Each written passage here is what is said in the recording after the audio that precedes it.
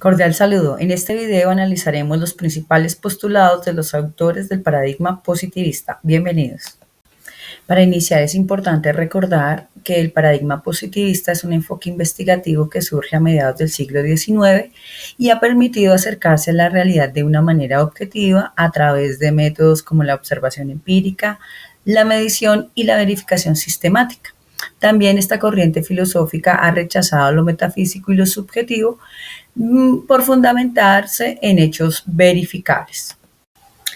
Augusto Comte es considerado el fundador del paradigma positivista.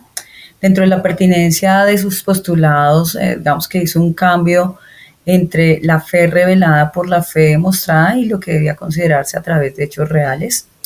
Empezó a considerar la importancia de generar unos principios unificados y organizados, lo cual fue la consistencia lógica de sus principios. Dentro del proceso de sistematización nos, insta a generar conocimiento de manera organizada, coherente, unificando criterios que compartan algunas leyes y digamos que habló de la ley de 3 estados. En el primero era un estado ficticio donde el pensamiento se basa en la creencia en dioses y en cuestiones sobrenaturales. El estado metafísico, donde hay algunas explicaciones más reales, pero hay pensamiento abstracto. Y el pensamiento científico, a través del cual se establecen leyes. La universalidad de sus postulados radicó en generar leyes que pudieran ser aplicadas en las ciencias naturales y en las ciencias sociales en casos similares. En cuanto a la teorización, digamos que él habló acerca de tener una observación intencionada para generar una nueva forma de entender y explicar los datos científicos recolectados. Su método científico pues, se basó en procesos de observación empírica y de reflexión y de razonamiento sobre los datos que pudieran dar explicación a estas causas. El diseño metodológico pues, se basó en planear, estructurar y sistematizar la información de manera progresiva. Su investigación o su paradigma, su postulado es de tipo explicativo y el nivel es científico por la rigurosidad de la recolección y el análisis de los datos. Dentro de la modalidad, pues tenemos que el método empírico científico me ayudó a fundamentar investigaciones en matemáticas, física, química, biología y sociología. Y dentro de las técnicas utilizadas, utilizó la observación, la comparación y la inducción. Continuamos con Émile Durkheim, es uno de los principales exponentes de la teoría en la investigación sociológica. Frente a la pertinencia de sus posturas, pues vamos a encontrar que él abordó los problemas sociales como hechos objetivos, es decir, como cosas, y en esa medida los desligó de la filosofía y de la psicología que enmarcaban un poco de subjetividad para poder verlos desde una postura un poco más objetiva y externa. Frente a la consistencia, pues hay una vinculación clarísima de su teoría con la evidencia empírica y esto le permitió a él también desarrollar algunos elementos conceptuales como los hechos sociales, la solidaridad orgánica y mecánica y la anomia, a partir de la cual se busca explicar cómo son esas estructuras sociales y en qué medida impactan en el comportamiento de las personas. Para hablar de la sistematización, pues ya lo hemos retomado, él habla del método científico, habla del objeto de estudio como los hechos sociales, la importancia de la observación sistemática, la clasificación de variables y la explicación causal, y con respecto a la universalidad de su teoría, digamos que si bien luego el positivismo ha entrado a debatir algunas de estas cuestiones, pues también se ve que hay unas categorías de análisis que son universales y entonces están ampliamente desarrolladas. Frente a la teorización encontramos el desarrollo de un amplio marco conceptual que busca explicar esas estructuras sociales a través de esas categorías analíticas que desarrolló como la solidaridad orgánica, mecánica y la anomia. Frente al método, pues vemos que hay una observación empírica a partir de la cual se busca establecer las causales variables en estudios sobre todo relacionados con el suicidio que hizo en sus primeros momentos y en los que defendía siempre la objetividad del investigador y separar todo ese juicio valorativo que había frente al hecho social para poder hacer una investigación rigurosa. En el diseño metodológico, pues encontramos que se trató de estudios y de teorías desde lo comparativo. Allí hubo entonces unos contrastes y unas comparaciones del suicidio por países, regiones, estableciendo, por ejemplo, también factores sociales que estuviesen relacionados con esta situación. En el tipo hablamos de lo explicativo y comparativo. Desde allí pues se buscó comprender cuáles son las causas y los mecanismos que están asociados a esos hechos sociales y a los comportamientos colectivos. En el nivel pues tenemos un nivel macrosociológico y pues aquí nuevamente retomamos, se habla de las estructuras más amplias, de las normas, del funcionamiento de las instituciones y toda la relación que esto va a tener en el comportamiento de las sociedades en particular. Frente a la modalidad, hablamos de lo documental y lo estadístico, que va a ser muy importante. Se hizo esto a través de datos oficiales, registros históricos, análisis bibliográficos y finalmente, frente a las técnicas y los instrumentos, pues vamos a encontrar el análisis documental, la comparación histórica y transnacional, porque pues esto se desarrolló en Europa y tuvo una amplia difusión en diferentes países, una observancia sobre el fenómeno del suicidio en diferentes países y una clasificación tipológica que nos hablaba de qué tienen que ver estas categorías de análisis frente a una cuestión como el suicidio. Entre los instrumentos, pues encontramos que hubo registros o hay registros estadísticos y matrices comparativas para poder establecer cuáles son esos patrones o esos nexos que se dan en los diferentes contextos sociales y que tienen una implicación con los hechos o las cosas de estudio. Bueno, vamos a continuar viendo autores, vamos a ver a Campbell y a Stanley, y ellos dicen que el enfoque experimental es como la única vía para establecer esa tradición acumulativa. Es decir, que su finalidad científica siempre es validar la causalidad con rigor metodológico y construir conocimiento siempre que sea acumulativo.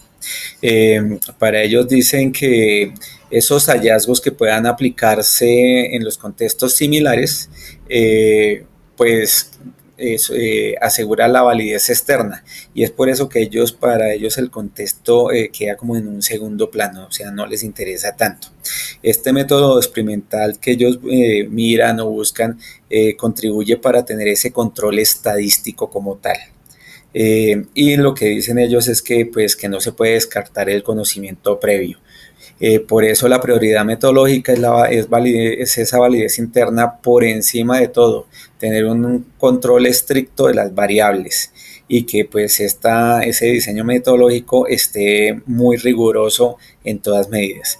Y pues la parte de la teorización, su perspectiva favorece o siempre va a favorecer la parte acumulativa o ese conocimiento acumulativo, teniendo en cuenta lo que ya también antes o ese conocimiento que antes se ha dado frente a cualquier tipo de experimentación social como tal, y pues que está respaldado ahora por la evidencia experimental confiable. Bueno, acá vamos a ver a Riecken y otros y sus colaboradores. Para él, pues se utilizan el enfoque experimental de una forma muy moderada y reflexiva, en tal sentido que ellos o él miran que la preocupación de los resultados que sean muy consistentes para aclarar pues cuál es la naturaleza de ese problema social. En ese sentido, pues el diseño experimental clarifica esa causalidad y ese entendimiento del problema como tal para generar esa teoría aplicada. En este sentido, pues la finalidad científica es usar la experimentación para comprender los problemas sociales y así orientar políticas o programas que contribuyan a esa causalidad que genera ese problema social como tal. Por eso para ellos la prioridad metodológica está entre el equilibrio entre la validez interna y externa, y en ese sentido pues para ellos es muy importante el contexto como tal, cosa que anteriormente no se miraba o no se tenía en cuenta. Es por eso que cada vez que ellos se orientan a esa causalidad siempre van a reconocer la importancia del contexto y su flexibilización en esas condiciones que sean X o Y contextos, porque no todos los contextos de esta investigación social son iguales. Es por eso que la teorización que ellos tienen es ese diseño que clarifica esa causalidad, teniendo en cuenta cómo ese contexto o esos diferentes contextos, para así generar esa teoría aplicada y así desarrollar pues toda la finalidad científica que él y sus colaboradores buscan. Mario Bunge fue un filósofo y físico argentino, considerado uno de los grandes defensores del realismo científico del siglo XX. Su obra representa una continuidad del positivismo clásico, adaptados a los avances de la ciencia moderna. Para Bunge, la ciencia debe situarse en un entorno explicativo y predictivo, superando la simple descripción de fenómenos. Plantea que la investigación científica se debe guiar por el método hipotético deductivo, que parte de teorías, formula hipótesis y contrasta empíricamente. Para él, la modelización matemática y estadística es muy importante, porque son herramientas para expresar con precisión la relación entre los fenómenos. Para él, solo a través de la observación sistemática y la verificación empírica es posible construir conocimiento confiable. Insiste mucho en la validez y confiabilidad de los instrumentos que se utilicen porque para él deben estar todos libres de sesgos.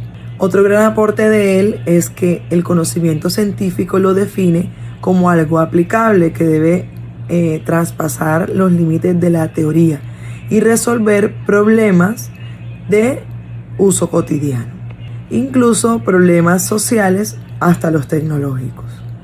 Mario Bunge logró refrescar y renovar el positivismo, impregnándole de su carácter científico, racional y aplicado, mostrando que la investigación rigurosa no solamente trata de entender el mundo, sino también de transformarlo.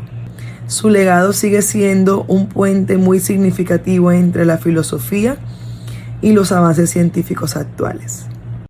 Cuando hablamos del trabajo de Angris e Imbens, vemos cómo este está influenciado altamente por una tendencia positivista, de tal manera que lo que busca es las inferencias causales principalmente aplicado a la evaluación de políticas públicas. Se fundamenta y es pertinente ya que aborda problemas claros, reales, concretos y relevantes. En la consistencia se da gracias a las inferencias sólidas obtenidas mediante diseños experimentales y control de las variables causales de este problema. Asimismo, podemos evidenciar dentro de la revisión referencial de estos autores que se crean y se buscan marcos causales claros y reproducibles. En cuanto a la universalidad, se propone generalizar los resultados, aunque siempre reconociendo los límites propios y, específicos de cada experimento. En cuanto a la teorización, se basa en el marco conceptual que prioriza la inferencia causal y la evaluación. Para lograr esto, es necesario emplear un método basado en experimentos y técnicas cuasi experimentales con un diseño cuidadosamente orientado a establecer relaciones de causalidad. Su tipo de investigación, por su parte, es aplicado directamente a la economía con un nivel científico que persigue inferencias robustas y confiables. En términos de modalidad, se privilegian los estudios experimentales apoyándose en técnicas e instrumentos como cuestionarios y también, por supuesto, el trabajo de campo.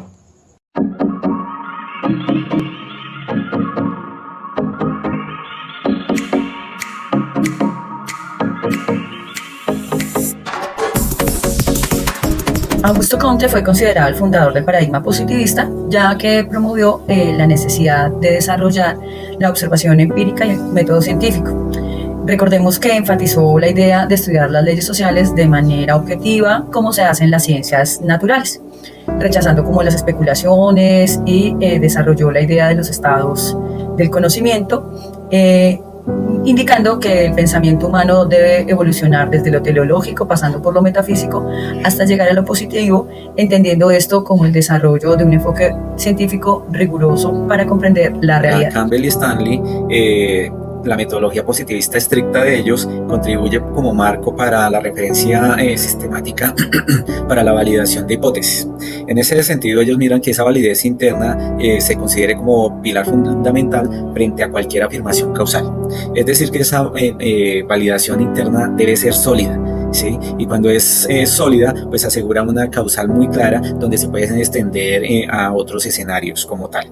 Es por eso que ellos lo que buscan en realidad es contribuir a una tradición acumulativa de conocimiento, sin invalidar los anteriores experimentos, por el contrario, teniendo esos conocimientos previos de todo lo que se ha realizado. Finalmente, frente a la vigencia y las limitaciones que va a tener el método de Durkheim, encontramos pues que todavía en la actualidad se considera que generó las bases para lograr la objetividad dentro de los estudios sociales, en esa intención de hablar de los hechos y de las cosas y poder desligarlos un poco de la subjetividad, de las opiniones o de los juicios de valor, pues hace que este enfoque tenga una mayor rigurosidad frente a la investigación empírica. También hablamos que hay un rigor en la formulación de hipótesis y de análisis comparativos. Esto lo vamos a ver en sus estudios frente al suicidio, cómo a través de análisis longitudinales, de estudios transnacionales pueden entrar a demostrar esas diferentes variables que van a incidir desde lo social en el comportamiento colectivo. Cuando hablamos del trabajo de Angris e Imbens, vemos cómo este está influenciado altamente por una tendencia positivista, de tal manera que lo que busca es la inferencia causales principalmente aplicado a la evaluación de políticas públicas.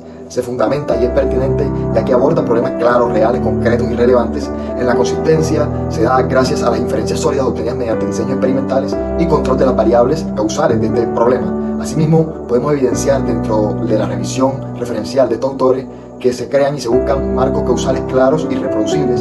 En cuanto a la universalidad, se propone generalizar los resultados, aunque siempre reconociendo los límites propios y, específicos de cada experimento. En cuanto a la teorización, se basa en el marco conceptual que prioriza la inferencia causal y la evaluación.